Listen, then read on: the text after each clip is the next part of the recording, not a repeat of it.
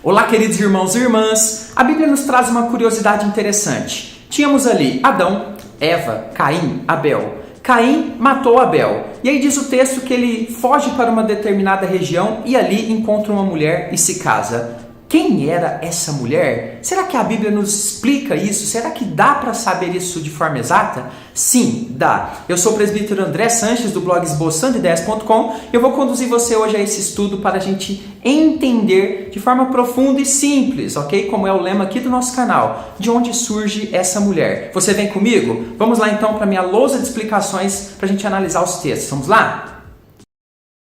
A pergunta completa do nosso leitor é a seguinte: gostaria de entender de onde surgiu a mulher com quem Caim se casou. Lendo o texto, percebo que só existiam Adão, Eva, Caim e Abel. Caim ainda matou Abel. Essa mulher teria sido criada por Deus de uma forma sobrenatural para Caim? Queridos, mais uma pergunta interessante, né? Lembrando que você pode deixar perguntas aqui nos comentários, ok? A gente sempre seleciona as perguntas mais legais para que a gente responda aqui fazendo vídeos para vocês. E essa pergunta veio do vídeo anterior, onde eu trabalhei sobre as duas criações. Então vamos entrar em uma resposta bem interessante. Fique comigo até o final para aprender. O que nós sabemos sobre Caim? Vamos fazer uma pequena revisão do contexto para que a gente possa compreender com totalidade esse tema. Depois que matou seu irmão Abel e recebeu a punição de Deus, é dito lá em Gênesis sobre Caim que ele se retirou da presença de Deus. Ele foi então habitar numa região chamada de Nod, ao oriente do Éden, conforme Gênesis 4,16. Diz o texto que ele casou-se e teve um filho. Vamos ver então Gênesis 4,17, que é o texto que causa tanta dúvida na mente dos irmãos. E coabitou Caim, teve relações Caim com sua mulher. Ela concebeu, ou seja, ficou grávida, e deu à luz a Enoque. Caim edificou uma cidade e lhe chamou Enoque, o nome de seu filho. Queridos irmãos, aqui nós temos a maioria das dúvidas dos leitores. A pergunta que fica é: que mulher é essa com quem Caim casou-se e de onde ela veio? Então eu fiz aqui um pequeno gráfico para ilustrar como que geralmente as pessoas pensam que foi. E claro, no final desse estudo eu vou mostrar para você como que foi realmente numa análise bíblica desse tema. Então, as pessoas pensam o seguinte: nós tínhamos lá Adão e Eva, ok? Adão e Eva tiveram seu relacionamento de casal e tiveram então Caim e Abel, seus filhos. A história mostra pra gente que Caim matou Abel. E aí o texto, conforme nós vemos ali, diz que Caim foge para uma região e encontra ali uma mulher com quem ele se casa e tem um filho. E aí, então, as pessoas dizem: quem é essa mulher? E aí começam, então, queridos, uma grande quantidade de interpretações absurdas. Dentre elas, eu cito aqui pelo menos duas. Deus criou outra mulher por meios sobrenaturais, alguns dizem. Não, Deus criou outros seres humanos antes de Adão e Eva. E aí vai, Tem um monte de absurdos que as pessoas vão inventando, quando na verdade a resposta está no próprio texto e eu vou te mostrar até o final desse estudo. Então, a chave para a compreensão, e nós vamos começar agora, é entender as genealogias. Então veja, eu vou trabalhar um pouquinho esse tema aqui, genealogias, falando desse contexto aqui de Gênesis, de Caim, e depois eu vou mostrar para você a aplicação no caso de Caim, tá bom? Então, para que você compreenda, por favor, não saia no meio do vídeo. Eu vejo aqui, pelas estatísticas, muitos irmãos saindo no meio da história, no meio do vídeo, e não vão aprender. Então, vamos começar. Olha só, nós temos várias genealogias em Gênesis. E o que são as genealogias? São aquelas listas de nomes mostrando quem era filho de quem era parente de quem. Você já deve ter lido, ou melhor, a maioria das pessoas pulam as genealogias. Daí vem muitas dúvidas. Então nós temos várias lá em Gênesis. E a gente deve compreender que essas genealogias não são completas.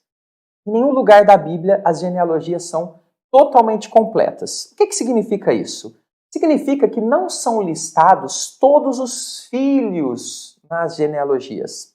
Geralmente são listados os homens primogênitos. O que é o primogênito? É o primeiro filho homem de um casal. E também nós temos ali nas genealogias, às vezes, quando não são primogênitos, temos personagens que têm alguma relevância para a história. Ou seja, personagens que vão aparecer na história e desempenhar algum papel importante. Eles não são, então, filhos primogênitos, mas estão ali para mostrar, então, de onde eles vieram. E, claro, mulheres são citações raras nas genealogias. E a gente deve pensar que nós estamos falando de um tempo, né, de uma sociedade que tinha um modelo patriarcal, né, baseado no pai, ali no líder masculino. Então vamos ver um texto com esses dois pontos da genealogia que eu falei para vocês. Gênesis 5:4. Depois que gerou a Sete, viveu Adão 800 anos e teve filhos e filhas. Então observe que dentro da história, o Sete, ele vai aparecer para a gente na genealogia como uma sequência da história de Adão e Eva, e através desse Sete a gente vai chegar depois lá em Abraão, primeiro em Noé, depois vamos chegar lá em Abraão, Isaac, Jacó e por aí vai. Então o Sete é o personagem aqui de relevância e ele é então citado. Mas observe que a genealogia aqui no caso diz que Adão e Eva tiveram filhos que não são citados por nome e também filhas aqui nesse caso. Então observe que nós não temos os filhos e filhas que Adão e Eva tiveram listados nome por nome, conforme expliquei nas genealogias. Então veja, quantos foram? Quantos homens? Quantas mulheres?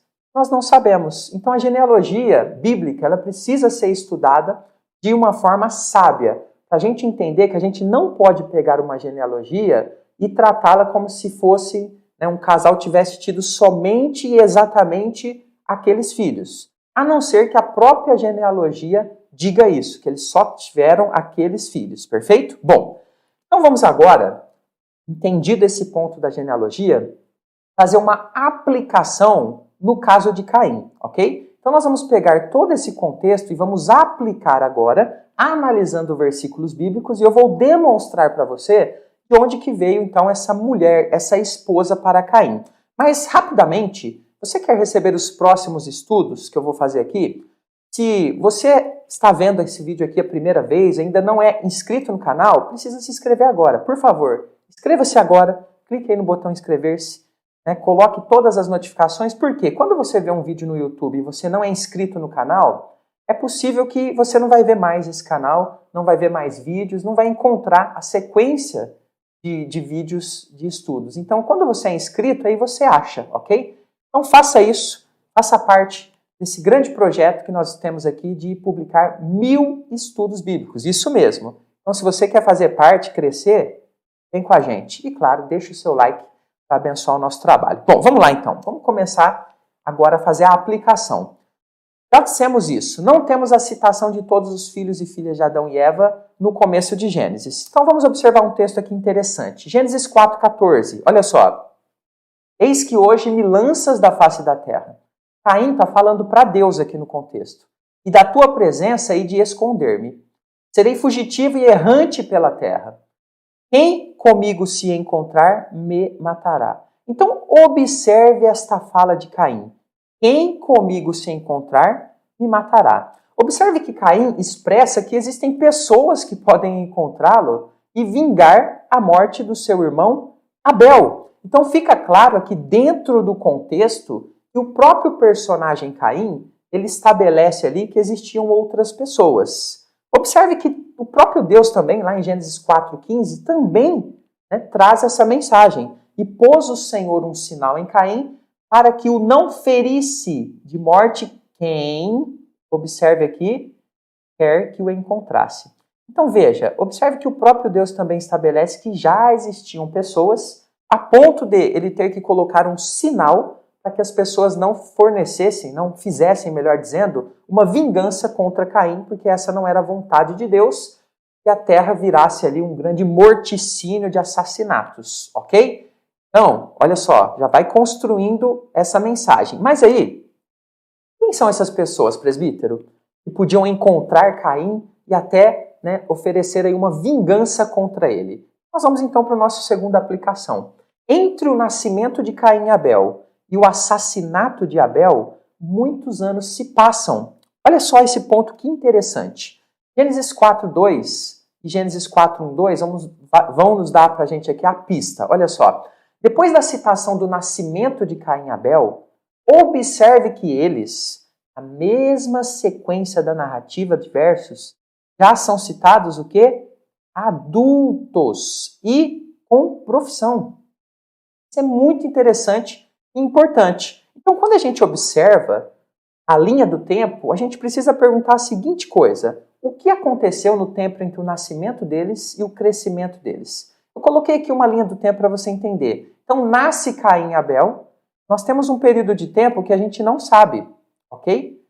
Não sabe. O que nós sabemos é o seguinte, que eles nesse período de tempo se transformaram em adultos, até que aconteceu então esse assassinato e Caim é então repreendido por Deus, vai para outra terra, né, recebe uma marca e inclusive encontra uma esposa. Esse tempo, esse período de tempo aqui, a gente precisa compreender muito bem nessa explicação. Por quê? Olha só.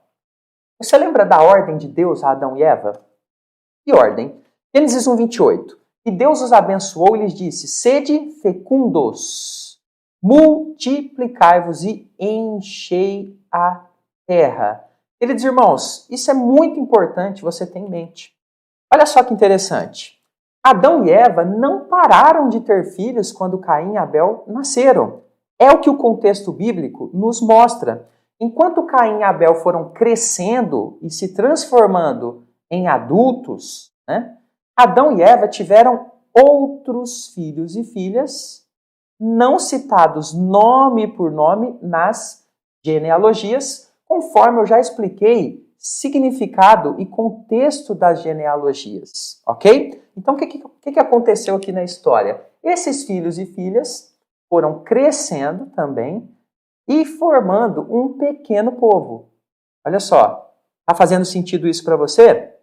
Então, é muito importante que a gente pense todo esse contexto. E aí, a gente cai no nosso ponto final aqui, onde Caim casou-se com uma parente dele, o que era normal nessa época. E eu vou explicar essa questão de parente também, porque eu recebo muito essa dúvida de vocês. Olha só, lembre-se que as leis sobre casamento entre parentes só foram dadas no tempo de Moisés. Então, você não pode aplicar a lei de Moisés para um tempo em que ela não existia. No caso, ali no tempo de Adão e Eva. Então, a única forma de multiplicação natural no período ali de Adão e Eva, seus primeiros descendentes, era o casamento entre parentes. Então, para a gente fechar, como que é o pensamento correto quando a gente fala da esposa de Caim? O pensamento correto é esse que eu estou ilustrando aqui na tela para você. Então, nós tivemos Adão e Eva, né, o primeiro casal. Eles tiveram Caim, tiveram Abel, que são citados na genealogia, mas também tiveram filhos e filhas que não são citados na genealogia. Esses filhos e filhas foram crescendo, né, casando entre si também e gerando ali um pequeno povo. E desse pequeno povo é que nós temos então as pessoas que poderiam se vingar de Caim, porque ele matou Abel, e também de onde ele teve ali uma esposa, de onde ele retira uma esposa para ele se casar e seguir a sua vida. Esse é o pensamento correto dentro do contexto ali de Caim, ok? O pensamento de que Deus fez outro povo antes de Adão e Eva está errado. O pensamento de que Deus sobrenaturalmente fez uma mulher ali do nada para Caim também não se encaixa no contexto correto, como nós acabamos de ver nesse estudo, ok? Bom, ficamos por aqui então. Se ficou alguma dúvida ainda, pode colocar nos comentários. Dentro do possível, queridos, eu estou lendo, né? Nós temos recebido muitos comentários, mais de 1000 por dia. Então, às vezes é um pouco humanamente difícil, mas eu procuro pelo menos os primeiros comentários, quando eu lanço o vídeo às 3 horas da tarde, eu procuro ler, tá bom? Então, se você chegar primeiro e comentar, certamente terá o seu comentário lido. Então, inscreva-se no canal para os próximos estudos, deixe o seu like. Ficamos por aqui. Até a próxima. Fica com Jesus.